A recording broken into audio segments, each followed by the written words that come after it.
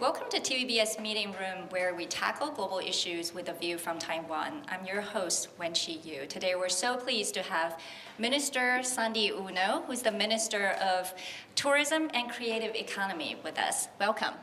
Thank you, Wenqi, and it's good to see you again. Yeah, and good seeing you. Reconnect, and happy to share about the progress post-pandemic and many of the interesting events that we would be hosting and new destinations that we're promoting beyond Bali. Yes. Yeah, we want to hear all about it. But first of all, it's an interesting title, Tourism and Creative Economy. What is that? Tourism and creative economy is home of the 40 million Indonesians having their livelihood depends on tourism, and there's 13 subsectors from the hotel, restaurant, to cafe, to the travel agents, to the 17 subsectors within the creative economy. This is the culinary, fashion, handicrafts, apps, digital economy, movies, films, music. That's a super interesting portfolio that you have. It's a gigantic portfolio, and it's actually one of the fastest growing post-pandemic, and we're registering the growth at twice the rate that the country, across the sectors is having. So it's a tough portfolio in the last 2 years, but as we handle the pandemic much better, we're seeing very good numbers, and we're aiming to create 1.1 million new jobs this year, and in 2024, another 4.4 million new jobs. Wow, that's amazing. But how was the last 2 years like? Tough, because very tough, right? In particular, 2020 and 2021, it's a very, very tough years, and But Indonesia has reopened. We only reopened 6 months ago, and we relied on domestic tourist movements, which surprised everybody that the domestic market has been strong, and it pretty much give the cities such as Yogyakarta, Bandung, still a manageable occupancy rate for hotels. But Bali has been very, very hardly hit because of its reliance on foreign international tourists. But they're all coming back. They're coming back, but now we have issues on inflations, high airfare prices, and because of the G20, hotels are readjusting their price. But it's a good problem to have. I think we would be able to increase the capacity, and I think we are going to a new era of tourism and creative economy that is focused on nature and culture. I want to hear all about it, because you've been promoting the concept of sustainable tourism, right? So it's no longer just pursuing the number of tourists and high growth and all that. Like, what does that mean? Well, we are trailing behind our neighbors in terms of attracting the number of tourists in the past, and we were focusing more on how to increase quantity-wise. But then we look at the numbers that are coming in terms of their length of stay and their impact to local economy, and more importantly is the impact to the environment, which is, to be honest, when we look at the big data numbers, it's not showing very, very strong performance. So what we're doing now is to shift our mindset to focus on quality and sustainability.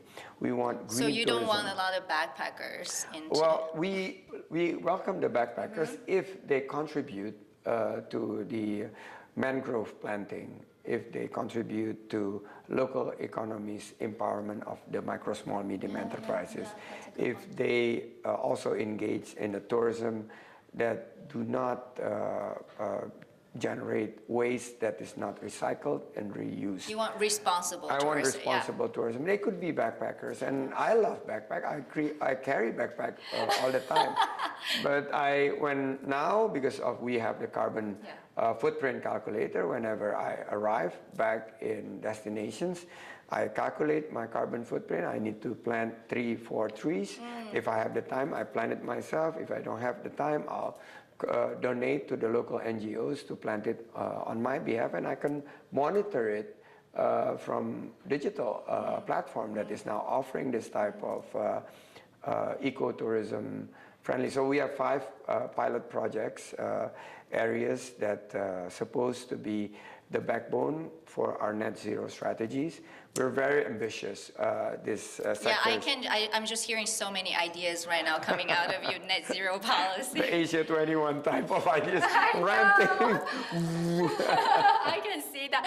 But tell us, how are you going to manage the next few weeks? I mean, leading up to G20 meetings. It's a very exciting time because, well, not just the 50,000 people estimated that's coming into Bali, but also, I mean, the whole world is going to watch when you have President of the United States, President of China, and President of Russia all coming together. Big job. How are you going to manage all that? Well, we have the prelude for the tourism ministerial meetings. We just concluded 2 days ago. We have the same lineup. We have delegations from the US, from EU, but also delegations from Russia. So always very, very lively arguments, debates.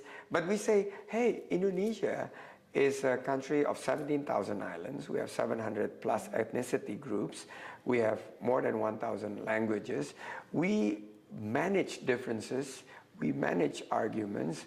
If we don't have agreements on certain of the key issues, let's agree on things that we could agree and move on. Let's have dinner, and hopefully the very next day we could chart in terms of where tourism and creative economy would be heading, which is green tourism. Mm-hmm. So that was adopted, and Bali guidelines was presented in terms of the agreements among the G20 countries, what we contribute to the resiliency of the sectors, focusing on women and young generations. Yeah. Yes. It's all music in my ear. And sustainability.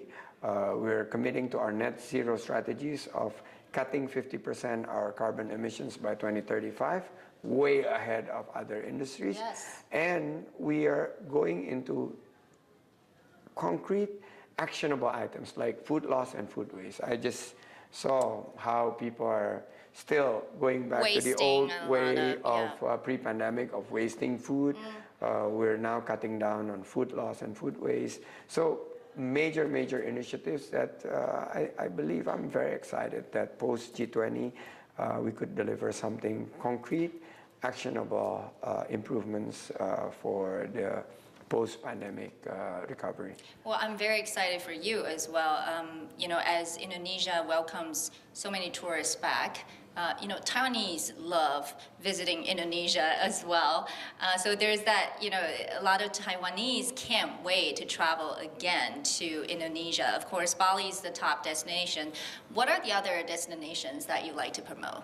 We like to promote beyond Bali. Of course, when you're in Singapore, it's the Riau Islands, Batam and Bintan, but then there is the largest volcanic lake, Lake Toba in North Sumatra, the largest Buddhist temple in Yogyakarta, Borobudur and I've been there, most amazing place, yes. And the beautiful, pristine beach in Lombok, which is adding to sun, sea, and sand, to serenity, spirituality, and sustainability. That's in Lombok, Mandalika, and then the large Komodo dragons, the giant lizards. I have been there, but if you believe that island, Bajo, yes. We are promoting that, and one diving mecca in North Sulawesi, which is called Likupang. I have been there too. Yeah. Wow, you've been to all? Yeah, I've been to Borneo too to see all these, little. And Borneo is also another destination that is now fast up and coming.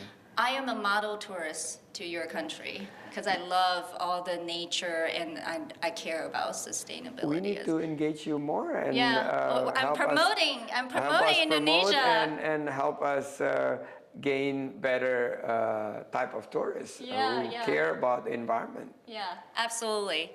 Last question. Feel free to answer on record or off. Taiwan and Indonesia there are a lot of Indonesian workers in Taiwan. Huge. Yes. And so because of COVID, so they've not been able to travel back and forth. Do you think sort of this reopening is going to help some of the workers coming back, going to Taiwan? Yes. definitely, and we have a long-standing relationship. In fact, in my one of my workshops before I joined the ministry and after I become active in the ministry is to work with these migrant workers in Taiwan, whereby they could be helping us promoting Indonesian tourism and creative economy products like culinary products to Taiwan, and they could start small and then maybe they could start a business. Micro businesses. That would be yes. And I think with reopening, it's going to help them and improve bilateral relationship in terms of trade and tourism that we're trying to develop. Well, there's a lot Taiwan and Indonesia can do together. But thank you so much, and I'm so excited for what you're going to accomplish for G20 and beyond. Thank you so much, Rachie, for having me. Thank you. Thank you.